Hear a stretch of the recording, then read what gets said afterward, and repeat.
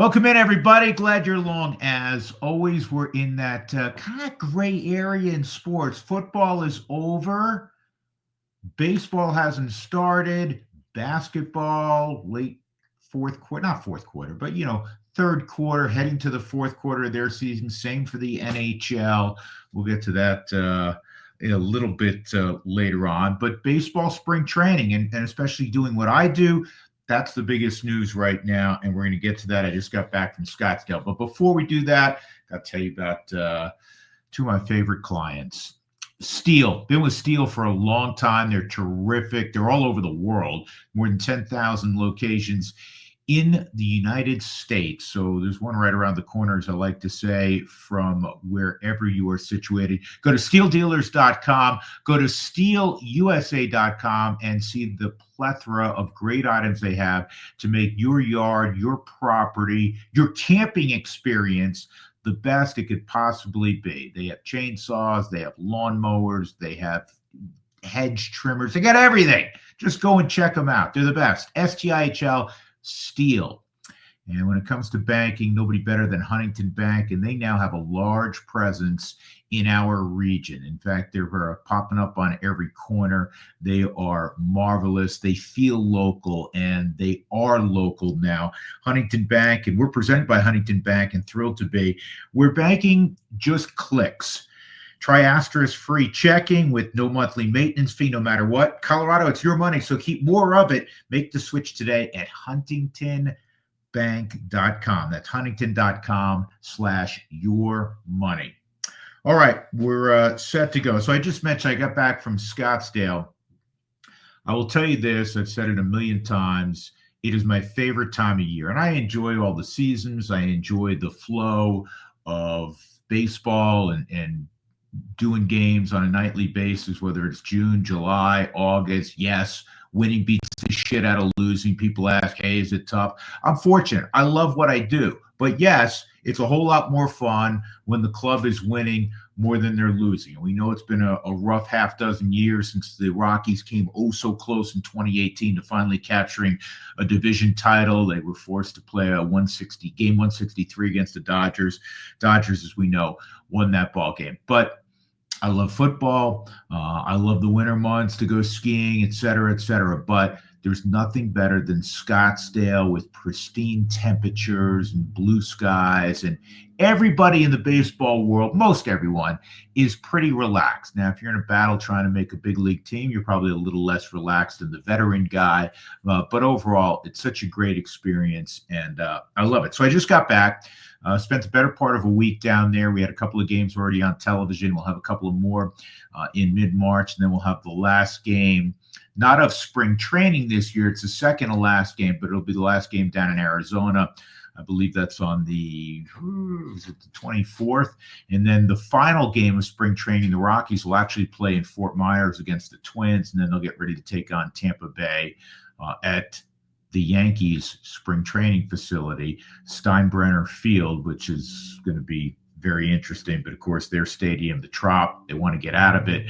But then it got, basically destroyed. The roof did, at least, by the hurricane. All right, let's get to some of the things that I noticed in the first few days. Let me preface everything I'm about to say by, in the sport of baseball, at the major league level, nothing lies more than the month of March. It used to be March and September. However, September now doesn't have full 40-man rosters. September has the expansion of only 2 players on their roster. So it used to be, you don't know who guys were getting hits off of, because there were 35, 37 guys in each dugout, and especially if it were 2 teams that were not in it, it could be some guy gets hot and he's facing more often than not minor league pitching. That's no longer the case. So the month that lies the most is March. I'm not saying you can't glean things from the month of March and figure, hey, this guy actually looks really good. This guy has a chance. That happens every single year. So having mentioned all of that, I will tell you, number one, he's only thrown 1 game. He's only thrown 2 innings. But all eyes were on Chase Dollander when he took the mound. This is not only the Rockies' top pitching prospect. He's perhaps the best pitching prospect the Rockies have ever had. With all due respect to John Gray, with all due respect to Ubaldo Jimenez when he was making his way through the minor league system. And Chase Dollander is well thought of throughout baseball. He's among the top 20 prospects in the game. My impression in his first outing was outstanding. He was composed. He was confident. I think you're going to find him very, very personable, eminently likable. Spent some time chatting with him the next day. But he went out, and the first batter he faced was a veteran guy, Lamont Wade Jr., who plays for San Francisco, and he blew him away on 3 pitches. And Lamont Wade Jr. draws a lot of walks. And it was 2 fastballs. He worked between 96 and 98. And that doesn't tell the whole story about the fastball. His fastball rides through the zone. And he was known, especially his sophomore year at Tennessee, for having a great slider. Threw some really good sliders against San Francisco. He threw a curveball as well, which is a pitch that he's been working on developing more in pro ball, and was outstanding. It was a plus pitch. Didn't throw many changeups. In fact, I don't remember. Maybe he threw 1 in his out. He gave up a solo home run, line drive home run in the first inning. Other than that, he was really good, and I'm excited about him. And my first thought, again, it's just a small sample size, but I believe this with pitchers that are big league ready, and I think he's big league ready. You don't want to waste many bullets in the minor leagues for a couple of reasons. One, the Rockies are in transition. The sport has been, will always be, I've said this till I'm blue in my face, about pitching. The Rockies need to improve their offense. We'll get to that in a moment. But they need high quality pitching. They have some guys coming back in German Marquez, who we saw pitch the other day and look good. You know, he was sitting 96, 97 with his fastball. Everything looked like German. Sprayed the fastball a little bit, but first outing in the spring. Senzatella's back in there. Obviously, Freeland and Gomber are back, and Ryan Feltner, you hope, can take that next step from what he did in the second half last year. But the Rockies need more pitching, and they need some high-end pitching. And Chase Dollander represents a guy that can be high-end. And getting back to what I've always said about pitching, in addition to the fact that everybody knows the sport's about it, there are 3 guarantees in life: death, taxes, and pitchers get hurt. They do. And so I don't want, if it's me, and it's easy for me to have this opinion, if it's me, either go a 6-man rotation or figure out a way. And there's nothing wrong with a 6-man rotation, because now you're taking some stress off a young arm. You're taking some stress off 2 guys in Marquez and Senzatella, who are still not that far removed from Tommy John. And you're getting those bullets not wasted in Hartford or Albuquerque. So we'll see how it plays out. Again, it's really early in spring training, but I'm sure that is going to be a topic for the Rockies brass as spring training moves into March and we move closer to opening day, especially if he continues to impress. And again, I know it's 1 outing, but you got to go back to what he did last year, in the minor leagues. He was dominant. He struck out better than 12 batters per 9 innings. Again, I always fall back on this, especially with a team like the Rockies. Don't waste bullets in the minor leagues. So that's my thought on Dollander. He was extremely, extremely impressive.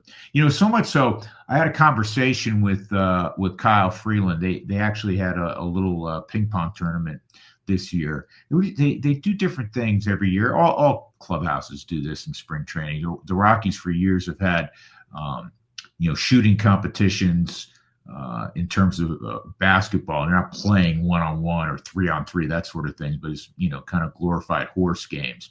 And this year they did kind of a ping pong thing, and the guy who won it, Kyle's a really good player. Kyle's a great athlete. He's a superb golfer. Everything he does, he's really good at. But the guy who won it is a guy that we talked a lot about, late last year. and he's a guy that we're going to be talking about as this season goes on. And that guy is Seth Halverson. This dude is strong. He throws 102 miles an hour. You remember from last year, but he also can play ping pong. Really good athlete. So he won the ping pong championship. That was an aside. I talked to Kyle after his frustrating loss in ping pong, and I know everybody's excited this time of year, and everybody's fired up. Everybody has energy, and everybody has kind of a why not us attitude. But I've known Kyle for a long time, and he genuinely is really excited about not only a guy like Chase Dolander, but the young arms that we saw come up late last year in the bullpen. And if your bullpen is really good and your starting pitching's solid, the Rockies aren't going to have the starting rotation of Arizona, for instance. They're not going to have the top end guys, certainly, that the Dodgers have. But if you have guys that can keep you in ball games the vast majority of the time, and then hand it off to a bullpen that has some shutdown guys, that really gives the Rockies a chance to improve. So, in talking to Kyle, he's fired up about that. And so, again, no predictions the Rockies are going to go from a 100-loss team to a 90-win team. It's a process. But that young group down there does give them a chance. All right, other guys that impressed, again, very early on, Zach Veen. Now, if this was 30 years ago, did you see the home run Zach Veen hit and the bat flip that almost landed on the pitcher's head? That would have been an all-out brawl right there. They tried to hit Zach Veen again. They tried to hit the next guy unsuccessfully. You can't do that. He'll learn that. But he brings, he brings a passion. He brings a little bit of swag. And honestly, the Rockies need that. You need some guys with a little chip on their shoulder, a little toot. And, if Zach Veen can continue to push, who knows? This could be the year he arrives. A former number one. He's battled a lot of injuries. Rockies still like to put some weight on him. He's really lean, but I saw him hit a home run I told you about. I saw him hit a ball off the top of the wall. He also bat flipped on that one because he thought it was out. It was not. But he's been impressive, again, in the very early going. And for the Rockies to make strides this year, not only the pitching that we talked about, they have to be much, much better offensively. They've been one of the poorest offensive teams in baseball the last few years. So where's that new offense going to come from? It's got to come from the corners, left field, right field, first base, DH.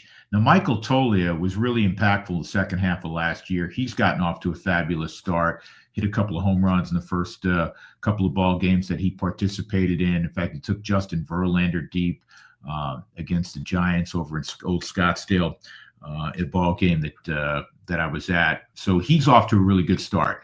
The Rockies need Nolan Jones, who's gotten off to a slow start. They need him to be what he was 2 years ago. And, everything he says, he feels better physically. He feels better up here. And hopefully it'll happen. Nobody will root harder for him than me. I love Nolan Jones, but they need him to be good. They need Jordan Beck, who battled, a hand injury last year, got his feet wet for the first time at the big league level. They need him to emerge. Maybe it's also, in addition to him, Zach Veen. And then when it comes to the DH, I know that this player has been much maligned, and understandably. Yeah, I'm talking about Chris Bryant, because Chris Bryant has played in his first 3 years of a very lucrative contract. He's played only 33% of the games. And in those 33% of 3 years, he's hit only 17 home runs. He's been on the injured list 8 different times. Now, fingers crossed, he feels good. He looks good. He's really strong. He's getting a little taller at the plate to take some pressure off his back. And, in talking with him, he's in a good place. Now, you got to sustain it, right? It doesn't matter how much ability you have. Availability is the most important item. In a game, in really his second game, actually, it was at Salt River Fields. He hit a ball 466 feet, Folks, I see batting practice every single day. And when Chris has been healthy, I've never seen him hit a baseball like that. In fact, from an exit velocity standpoint, it was about 112 miles an hour. And from a distance standpoint, it is the hardest hit ball and the longest ball he's hit in over 8 years. Think about that for a moment. Now, again, I know it's spring training, but he couldn't hit a ball that far in batting practice the last few years. Everything wasn't right. So again, fingers crossed, good health, because this guy, I know it's been a number of years now, but super talented. And he's got pride. He wants to do well. And so I thought that was a great sign. It wasn't just, he hit a home run. It's how he stayed inside it, how he drove it out of the ballpark. 466 feet, 112 miles an hour. Guess what? There aren't many guys that can do that in the game. And so, as I said, I grant you that it was spring training, but I thought that was a good sign. Fingers crossed, because honestly, they need him. They need left field, right field, DH, Tolia picking up where he left off. They need great production there. They got to hit more homers. They got to score more runs. It's that simple. So, other notes, Brenton Doyle, when I was down there, hit a grand slam, no doubter, basically just to the right of center field, which was awesome to see. Just missed hitting another home run a couple days later. He looks good. Don't worry about him. Tovar's already thrown out like 3 doubles. He's going to hit. He's going to field. So you need some other good stories. And those were my impressions through the first week of spring training down in Scottsdale. And, each week as we get closer, I'll update you with some other stories, and we'll see how the Rockies progress as they march toward opening day in Tampa, Florida. All right. Oh, one note. I want to get into football for a moment. I told you, it's kind of the dog days of sport. The NBA is going through their thing. It's not playoff time yet. Same thing for the NHL. Football, you have the draft. It's still 2 months away. The Underwear Olympics are going on as we speak in Indianapolis. It's also the time of year that the prospective top picks in the draft all claim to be the best player in the draft, as if you make that statement, somehow there are going to be general managers around the league who go, hey, he really, truly does believe in himself. We had him as like the 8th best player in the draft, but we're going to now slide him up to number 1 because he feels he's the best player in the draft. You ought to feel you're terrific. You ought to play with confidence. I like quiet confidence. I like quiet chip on the shoulder personally. But, Cam Ward said, he's the best player in the draft. I think Shador has said that. The edge rusher at Penn State has said that. The teams are going to evaluate you on everything they have on tape in your college career, maybe some stuff they gather if you work out in Indianapolis, stuff they gather from all the due diligence in the interview process and the people that touched you, coaches, players, anybody else they talk to. And they'll come to a conclusion as to whether you should be drafted wherever the heck you're drafted. So just claiming that I'm the best player in the draft, good to have confidence, means nothing. Means absolutely nothing. So did want to make mention of that. All right, time for part 2 of my conversation with Alanna Rizzo. We got chit-chatting away about a week ago, and so much so that we kind of split it into 2.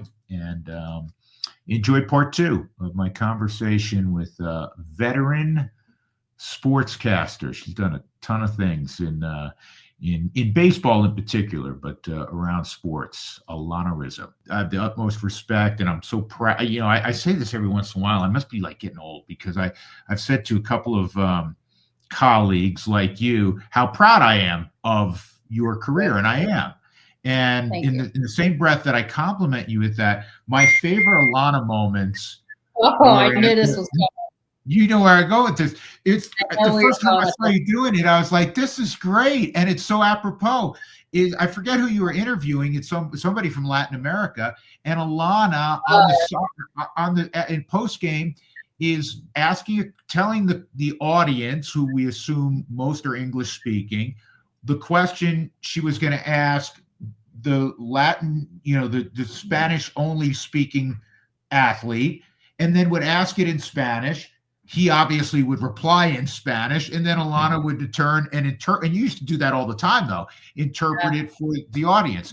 Every other broadcast has, the bullpen catcher or somebody from the coaching staff who's bilingual. You did it by yourself. You're like a one-person show.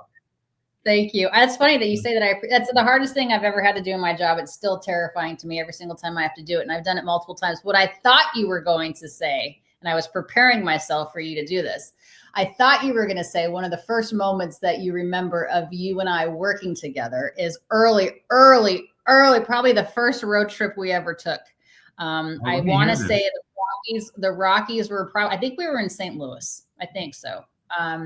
But whatever it was very early in my tenure as a broadcaster. It certainly was early in my tenure as a team reporter. That's the key here, team reporter. And I remember we were all going to dinner. One of the first ever team dinners, like broadcast team dinners that we had. Right. And like a moron, I came downstairs. Remember, I didn't grow up a Rockies fan because we didn't have Major League Baseball until 1993. My dad is from New York, as you are. I know you're a Met fan. I came downstairs to go to a Rockies broadcast team dinner in a Yankees t-shirt. And I will never forget the look on your face. And you were like, go change. And I was like, what? I mean, talk about green and naive. I'm the Rockies reporter employed by the network that covers the Rockies. And I was wearing a New York Yankees t-shirt. Yeah. Somebody else did something similar. And I can be sarcastic, shall we say, right? And I'm like, at what point, as you were getting dressed, did you forget A, who you work for, B, where you're going, C? And somebody else did the same thing. I can't remember. I was so mortified, and I was like, oh my God, of course, how obvious. And I remember too, when Clint Hurdle was still the manager there, and we were again, and it must be something about St. Louis. We were in St. Louis, and it was one of the first opportunities I ever had to host the pre and post game show. I think Helmer was off or something, couldn't do that. Right. And I was hosting, and it was pouring rain in St. Louis, shocking, right, in July or August. And all we had was our FS Rocky Mountain raincoats, and they were red. And I remember Clint read me a riot act for wearing a raincoat that was red. I'm like, guy, when you start buying my clothing, then what am I supposed to do? Like, that's what it was like. It was like team issued, but like people take that stuff seriously. Never ever wore another team's color, not even like in the grand, like in the family of colors, again, based on who we were playing. Yeah, and as you know, it's not a bad idea to mix in some purple in your outfit when you're working for the Rockies. Oh my God, I had so much purple. And then obviously when I went to the Dodgers, it was like Pantone 294 Dodger blue. I mean, so much blue. Crazy. And you know what, Rizzo?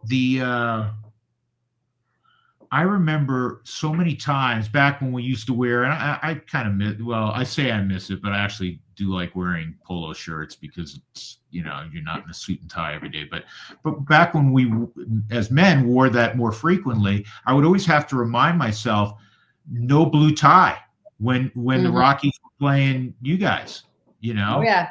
No blue tie. And packed for 13, 14-day road trips in three or four different climates, day versus night game. Where are we going? What clothes do I need? Like what coats, what colors, and God forbid, obviously in the NL West, if, a Dodgers fan and you're wearing orange for the Giants or whatever. Yeah. Right. It's all little silly things to think about, but fans, it's bad. I will tell you. Yeah, it's bad for men, but for women, it's, you show up like you're going on, a 6-month yacht trip or something. You got to have a different gown for every night. It's crazy. So real quick, I want to go back to the Dodgers, get into current days. What they're doing, and bias aside, because you do cover the game nationally and have for a while, is it ultimately good for the game when only a few teams, and I don't want to just put this on the Dodgers, like Juan Soto was out there, this generational talent, as we like to say in sports, and there's unlike the NFL and really the NBA and the NHL, because they have some form of a salary cap, there are other teams not in major markets that have a shot. With Soto, it was the Mets and the Yankees, the Dodgers, Toronto, which is a huge market. I know some people don't realize that who are not Canadian. It's a huge market. And, maybe Boston, but you get the point. Is this good ultimately for baseball? I think, and I will say this argument until I'm no pun intended, blue in the face.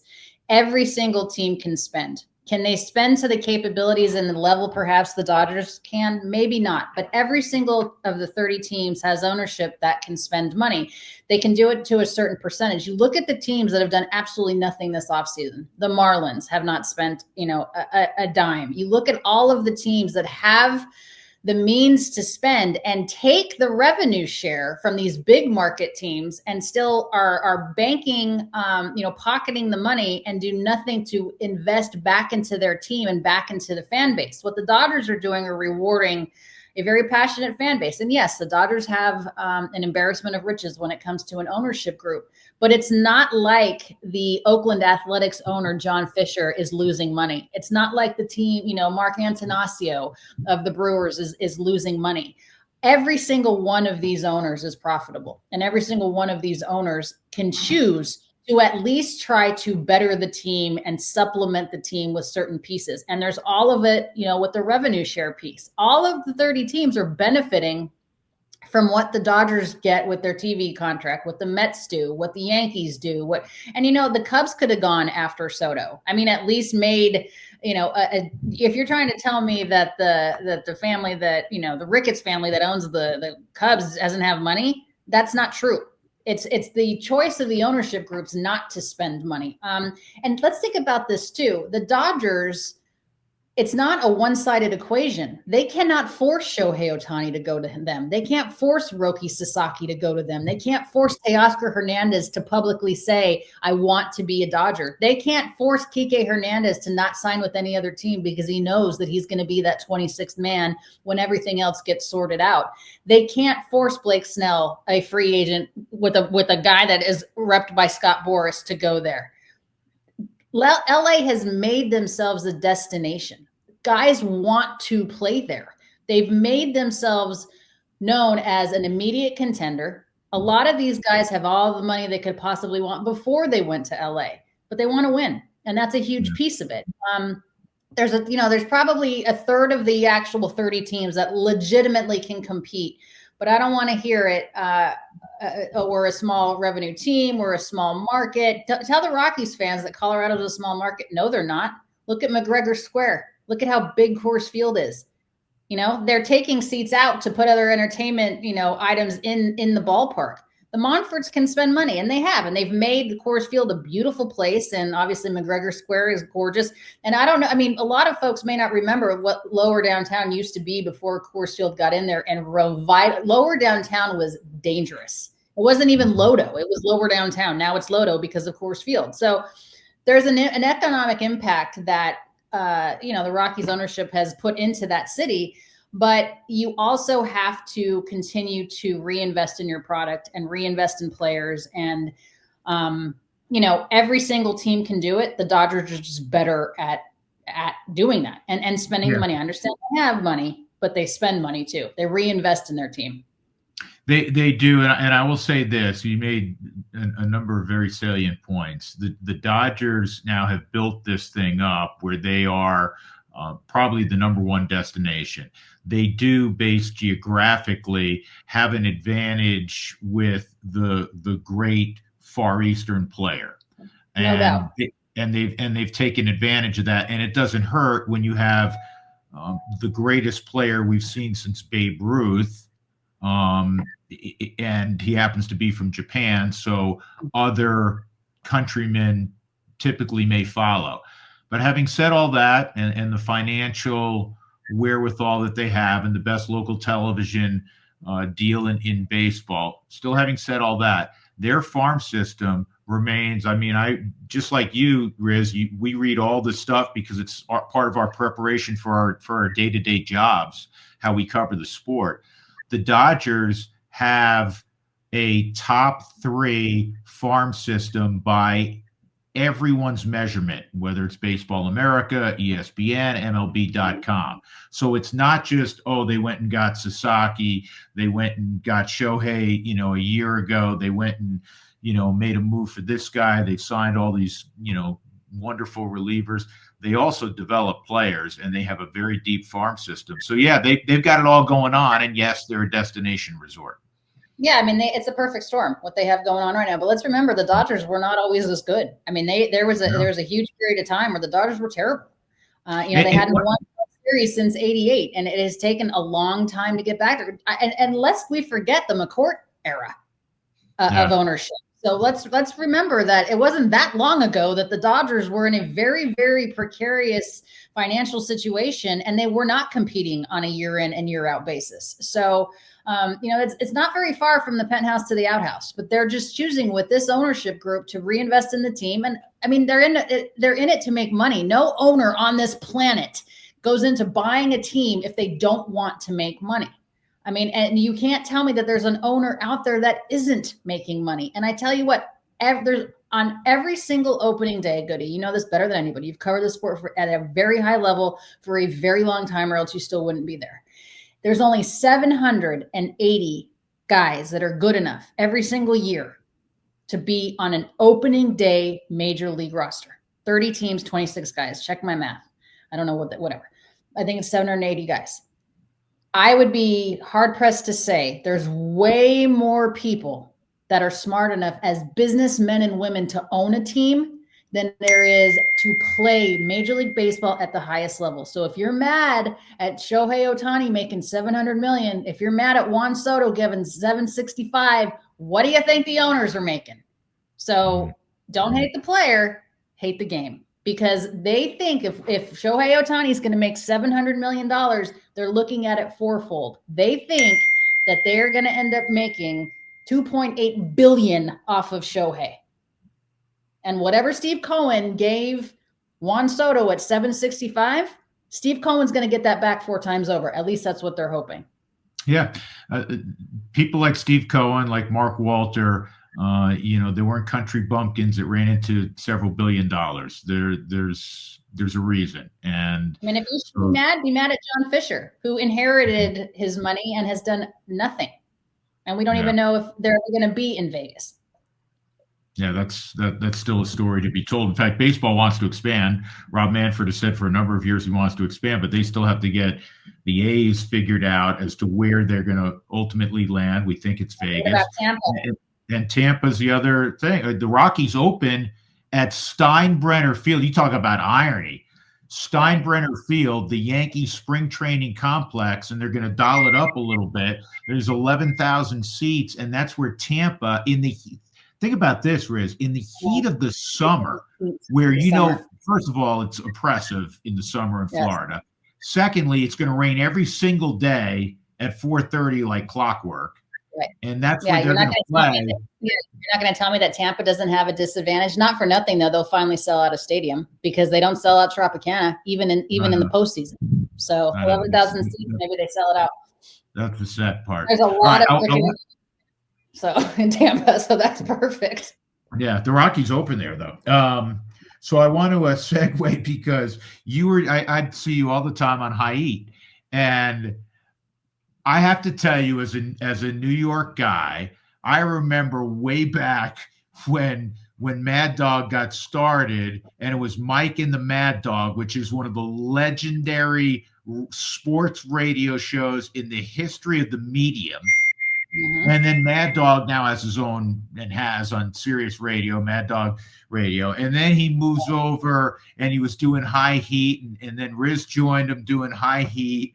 And I've met him on a few different occasions. I've been on High Heat with you once. I've been on it with Christopher a number of times through the years. And I absolutely love the guy because he cracks me up. So my biggest thing is I tell my pug, come on, when I get on the bike in the morning, we're going to watch First Take on Wednesday. We're going to go see Mad Dog because it's hysterical. What was it like working with him? that's who he is. I mean, what you see on TV is who he is. When we had the All-Star game in Denver a couple years back, when it was moved from Atlanta to Denver a few years back, Chris and I were there for High Heat, and we went to dinner at a I think we went to Garden Grace there in Denver, and my mom was there, and my Chris was with us too, because he was there doing stuff for the union, players union. And that's how Chris orders his meal, like screaming like a lunatic, like ordering his steak and the way that he wants it prepared and all the sides that he wants. And he's like this, and the waiter's like, what the hell? But that's who Chris is. Like, first of all, he's brilliant. He's a genius. The man has a memory like I've never seen. I don't know if anybody watches Big Bang Theory with Sheldon, but he has like an eidetic memory. I mean, it's insane. He can remember who was in the lineup, the order of the lineup, what the wind gusts out of the east, what the temperature was. Like it's I don't even remember. And he's obsessed with traffic patterns. So like anytime I would like travel, he's like, all right, Alanna, what did you take? Where are you like where are you connecting? What flight are you on? Are you first? I'm like, no, Chris, I'm not first class. I don't have Russo Air because he flies private on Russo Air half the time. But he's equally brilliant and equally has a love of the game. Now, he doesn't think anybody's played since post-1977. Yeah. Joe DiMaggio is his favorite player on the planet. Nobody will ever be better than Babe Ruth. It doesn't make a difference. But he truly he's very, very, very smart. And it was a trip. And we were on the show together for 4 years. Unfortunately, it's not coming back this year. MLB Network is making a ton of different changes. They're scaling back on a lot of different things. They want to do a lot more live games and game programming, which makes sense. I mean, obviously the eyeballs are on the live games more than they are on studio programming. We had an odd time too. We were 11 to 12 Eastern. So forget getting a guest on the West Coast because everyone's asleep. But he's a trip, and he was very gracious. He was always very good to me. I'm bummed the show's not coming back, but that is who he is in real life. It is not a shtick. That is who he is. No, I know. I know that in that, on the times I was on, he's so funny because he does it the same way with everyone. He does it with you. You were his co-host. He doesn't like ask a pointed question. He'll make a statement and he'll go, go Riz. Yeah, Chris Russo is one massive run-on sentence, but right. it's a bunch of brilliance along the way. But he is, it's a lot. Like, so go ahead and say a few words about that. Go. You're like, say a few words about what? You just said everything. I no longer have anything to say because you've covered it all in one breath. But he was always very gracious, and that show was a trip. And it was the first time I was able to have some decent work-life balance. I didn't know what I was going to do when I left the Dodgers, but my Chris was on the East Coast. He has 2 young kids. I was in LA. He was in Massachusetts, and it was an opportunity to still be in the game I love and be able to do it from home. And I'm very grateful to MLB to have me back. It was my second term there, if you will. So, but yeah, Chris is nuts. How Jeannie has put up with him. I mean, they've been married for 40 years. I don't know how that man has not been DFA'd yet by his wife. I will never know. Oh, and then I know you've seen it on Stephen A. show on First Take. He does what's Mad Dog mad about, and at least every other week he says something about like, I forgot to get Jeannie. He goes, I scrambled and I got her card for Valentine's Day and I threw it at her, and it's just like it's like slapstick comedy. No, he's nuts. I mean, he's nuts.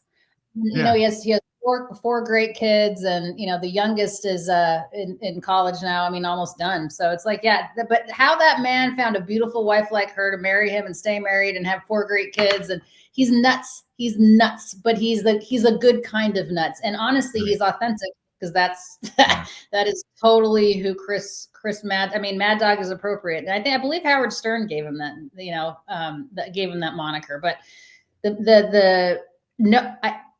your fact checkers will have to check this. I think Chris Russo has appeared on the Tonight Show more than anybody else in terms of that genre of person, like that, and what he does in terms of work more than anybody else. Really? He's nuts. Stuff that he's seen, the stuff that he's done. But again, no one has played post 1977 that he gives a damn about. He does it with, and he does it with baseball, obviously, as you said, but he does it with the NBA also. It's like, there hasn't been a player since Bob Cousy. Bob Cousy is the greatest point guard ever. The game is kind of Evolved a little bit. matured a little bit since then.